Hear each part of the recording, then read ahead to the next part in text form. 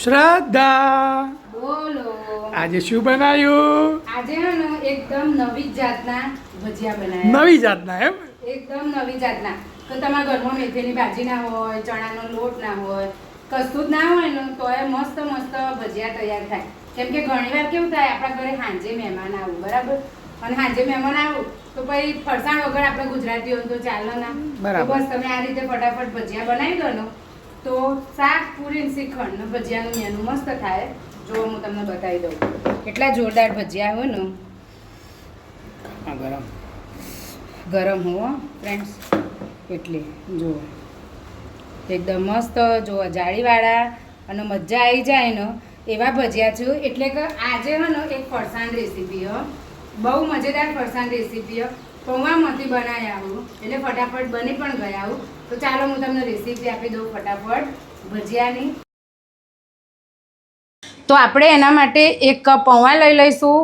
પૌવાનું ને લોટનું માપ ધ્યાન રાખજો ફ્રેન્ડ્સ, તો તમારું ફરસાણ બહુ મસ્ત બનશે. તો 1 કપ પૌવા. તો આપણે આ પૌવાને 4 થી 5 વાર પાણીથી ધોઈ લઈશું એટલે બધો કચરો જતો રહે. પૌવા મેં ચાળીને જ લીધા હતા ફ્રેન્ડ્સ. તો બસ હવે આપણે આનો ધોઈ દઈએ. તો જુઓ ફ્રેન્ડ્સ, મેં આ પૌવાનો 4 થી 5 વાર પાણીથી બરાબર વોશ કરી લીધા. હવે આનો આપણે પાણી કશું વેડવાનું નહીં. બસ આમના આમ 5 થી 10 મિનિટ આપણે પૌવાનો પોચા થવા દઈશું, એટલે કે નરમ થવા દઈશું.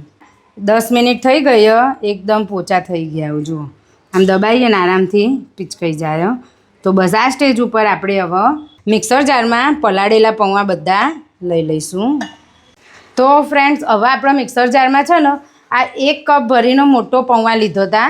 તમે કોઈ વાટકીનું માપ સેટ કરી દેજો એટલે તમારે હરખાઈ આવી જશે. તો 1 કપ પૌવાના સામે અડધો કપ ઘઉંનો લોટ, આપણે રેગ્યુલર રોટલી બનાવીએ ને એ ઘઉંનો લોટ છે. અને બીજો અડધો કપ ચોખાનો લોટ, આપણે ખીચું બનાવીએ ને ચોખાનું એ ચોખાનો લોટ લેવાનો છે ફ્રેન્ડ્સ. તમારા પાસે આવા કપ ના હોય ને તો કોઈ એક વાટકીનું માપ સેટ કરી દેવાનું. વાટકી ભરીને પૌવા લેવાના અને અડધી વાટકી ઘઉંનો અને અડધી વાટકી ચોખાનો લોટ લેવાનો. તો જો આ અડધી વાટકી ચોખાનો લોટ, પછી એ જ અડધી વાટકી દહીં, એટલે કે અડધો કપ ભરીને દહીં લેવાનું છે. તો આપણે અડધો કપ ભરીને દહીં લઈ લઈશું.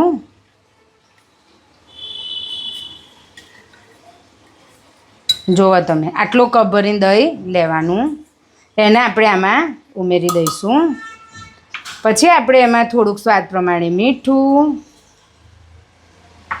અને આ 2 કટકા આદુના ઉમેરીશું. અને આ બધું મિશ્રણ બરાબર વાટી દઈશું મિક્સર જારમાં.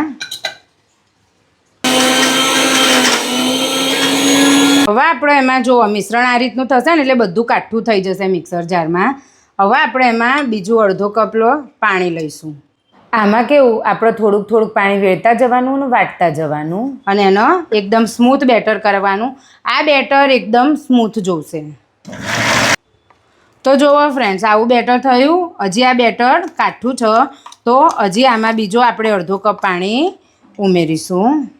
આ બેટરમાં થોડુંક પાણી ઉમેરતા જવાનું ને વાટતા જવાનું, નહીં તો જો બેટર બહુ ઢીલું થઈ જશે ને તો પછી ભજીયા કઢાઈમાં બરાબર પડે નહીં, ફેલાઈ જશે. એકદમ સ્મૂથલી મિક્સરમાં વટાશે. જુઓ હવે હું તમને ખોલીને બતાવી દઉં.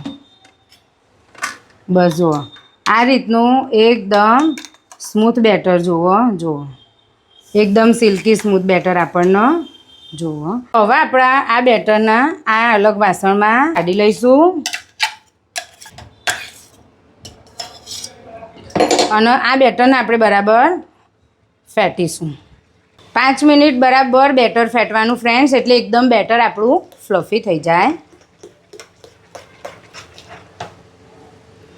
આ બેટર આપણું ફેટાઈ ગયું. હવે આપણે એનો ઢાંકીને 10 મિનિટનો રેસ્ટ આપીશું. રેસ્ટ આપવો બહુ જ જરૂરી છે. તો ફ્રેન્ડ્સ 10 મિનિટ થઈ ગઈ, આપણું બેટર બી મસ્ત રેડી થઈ ગયું છે. હવે આપણે આ બેટરને હાથની મદદથી જ ફેટવાનું. જો એનું ટેક્સચર હું તમને બતાવી દઉં.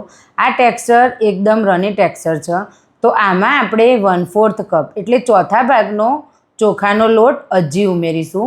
ઉપરથી ચોખાનો લોટ ઉમેરવો જરૂરી હ અને એનો ફરીથી 5 મિનિટ સુધી બરાબર ફેંટીશું. જો તમે ઉપરથી ચોખાનો લોટ ઉમેરશો ને તો જ્યારે તળશો ને તો આપણા ભજીયા તેલ બહુ નહીં પીવું, અને ચોખાનો લોટ નહીં ઉમેરવાનો તો ભજીયા તેલ પી જશે. તો બેટરને 5 થી 7 મિનિટ બરાબર ફેંટ્યા પછી આપણે અંદર મસાલા કરીશું, જેથી આપણા ભજીયા ટેસ્ટી લાગે. તો એમાં મેં આ ઝીણી સમારેલી 2 મીડિયમ સાઇઝની ડુંગળી લીધી છે, એકદમ ઝીણી ઝીણી સમારીને. સાથે 3 ઝીણા સમારેલા લીલા તીખા મરચાં છે. તીખાશ તમે તમારા ટેસ્ટ અકોર્ડિંગ સેટ કરી શકો છો ફ્રેન્ડ્સ. અને હવે આપણે એમાં નાખીશું ઝીણો સમારેલો લીમડાના પત્તા. આ લીમડાના પત્તા છે એકદમ ઝીણા ઝીણા સમારીને નાખજો, બહુ મસ્ત લાગશે. આ ભજીયાનો ટેસ્ટ બહુ ફાઇન આવશે. હવે આ કોથમીર મેં ધોઈને સાફ કરીને ઝીણી સમારીને લઈ લીધી છે, એ પણ આમાં નાખી દઈશું. લીમડોનું કોથમીર જેટલું વધારે હશે ને એટલો આ ભજીયા ટેસ્ટી લાગશે. હવે આપણે એમાં થોડુંક મીઠું ઉમેરીશું. થોડું આગળ આપણે બેટર વાટતા હતા ત્યારે ઉમેર્યું હતું ને થોડુંક અત્યારે નાખીશું. હવે ચીલી ફ્લેક્સ સ્વાદ પ્રમાણે, તમે તીખું ખાતા હોય એ પ્રમાણે મેં અહીંયા 1 ચમચી લીધા છે. અને હવે આપણે એમાં થોડુંક જીરું લઈશું, અડધી ચમચી જેટલું, અને એને હાથમાં બરાબર મસળીને પછી નાખીશું. જીરાનો ફ્લેવર આ ભજીયામાં બહુ મસ્ત આવે છે. આ બધા મસાલા ઉમેરીને ફરી બેટરને આપણે 5 મિનિટ સુધી ફેંટીશું. આ ભજીયાની મેઇન બ્યુટી એ જ છે કે બેટરને બરાબર ફેંટવાનું, એકદમ ફ્લફી બનાવવાનું. કેમ કે આપણે આમાં સોડા ઈનો કશું જ વાપરતા નહીં, તો એ ઉપરથી ક્રિસ્પી અને અંદરથી પોચા મસ્ત ભજીયા બનો ફ્રેન્ડ્સ. એકવાર ટ્રાય કરવા જેવી રેસીપી હોય, ખરેખર બહુ મસ્ત રેસીપી હોય. તો આપણે એનું જુઓ 5 મિનિટ બરાબર ફેંટી દીધું મસાલામાં. તો જો હું તમને બેટરની કન્સિસ્ટન્સી બતાવી દઉં, આ રીતની છે કે આપણે એકદમ નાના નાના ભજીયા કઢાઈમાં પાડીએ ને એવી કન્સિસ્ટન્સી છે. હવે આપણે તેલ ગરમ કરવા મૂકી દઈશું. તો તેલ ગરમ થાય ત્યારે આપણે એમાં ફૂલ ગેસે ભજીયા તળવાના છે. તો આવી રીતે એકદમ નાના નાના ભજીયા મૂકતા જઈશું અને તળતા જઈશું. ધ્યાન રાખજો ફ્રેન્ડ્સ, બધી જ વસ્તુની તળવાની રીત અલગ અલગ હોય છે. આ ભજીયા આપણે પૌવાથી બનાવ્યા એટલે ફૂલ ગેસે જ તળવાના. ધીમો ગેસ રાખશો ને તો બધું તેલ ભજીયા પી જશે. આવી રીતે આપણે નાના નાના ભજીયા મૂકીશું. ભલે અત્યારે તેલમાં ચીટકી જાય, પણ પછી જેવા ઉપર કોટિંગ થશે ને ભજીયાના ઉપર એટલે એની જાતે જ બધા ભજીયા છૂટા છૂટા થઈ જશે. એટલે તમે ટેન્શન ના લેતા કે આવી રીતે તેલમાં નાખીએ ને ચોંટી જશે, પણ થોડું કોટિંગ થશે ને એટલે બધા એની જાતે જ છૂટા થઈ જશે. તો આપણે એનો ગોલ્ડન બ્રાઉન થાય ત્યાં સુધી તળીશું. પણ ધ્યાન રાખજો, ફૂલ ગેસે જ તળવાના છે, ધીમો ગેસ કરતા નહીં. ધીમે ધીમે જેમ જેમ આપણા ભજીયા ગોલ્ડન બ્રાઉન કલરના થતા જશે ને એમ આ રીતે કઢાઈમાં છૂટા પડતા જશે. તો ડાર્ક ગોલ્ડન બ્રાઉન કલર આવે ત્યાં સુધી આપણે તળી લેવાના. જુઓ આ રીતના મસ્ત દેખાવે, મસ્ત અને ખાવામાં મસ્ત. આ રીતના ભજીયા આપણે રેડી કરી લેવાના ફ્રેન્ડ્સ. જો તમારે એવું થાય કે બેટર એકદમ ઢીલું લાગતું હોય અને ભજીયા તેલ ચૂસતા હોય તો તમે ઉપરથી થોડોક ચોખાનો લોટ નાખીને બેટરને બેલેન્સ કરી શકો છો. અમારે બધાને ખાવાની ઉતાવળ આવી હતી ને તો બીજા ગૌણમાં જો અમારા પાસે મરચાંએ તળાવી દીધા ભજીયાના હાથે હાથે જ. બધાનો વરસાદ પડતો હતો ને એટલે એવું થતું હતું કે હા હા કંઈ ખાઈએ ને કંઈ થાય. કેમ કે આજે અમદાવાદમાં ખાલી 1 કલાક જ વરસાદ પડ્યો. એ હું જ્યારે ભજીયા બનાવતી હતી ને એ ટાઈમે વરસાદ પડ્યો. એટલે મસ્ત અમારે તો સેટિંગ થઈ ગયું ભજીયાનું ને વરસાદનું. તો બસ આ રીતે ગોલ્ડન બ્રાઉન થાય ત્યાં સુધી આપણે બધા જ ભજીયા તળી લઈશું. મારા કહેવાથી તમે થોડા તો થોડા પણ એકવાર આ ભજીયા ટ્રાય કરજો ફ્રેન્ડ્સ. તમે મને યાદ કરશો કે શું રેસીપી આપીએ. જોરદાર ભજીયા તૈયાર થાય આ રીતે.